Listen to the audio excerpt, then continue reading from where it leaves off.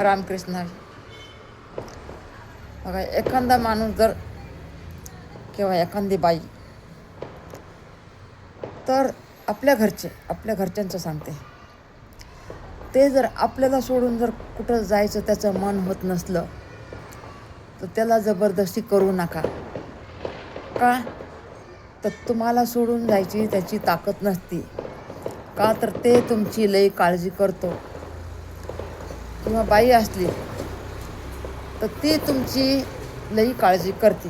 तुम्हाला वाटत असून की माझी काळजी नाही करत, त्याचीच काळजी करते, ह्याचीच काळजी करते, तरी तशी गलत फॅमिलीमध्ये जाऊ नका.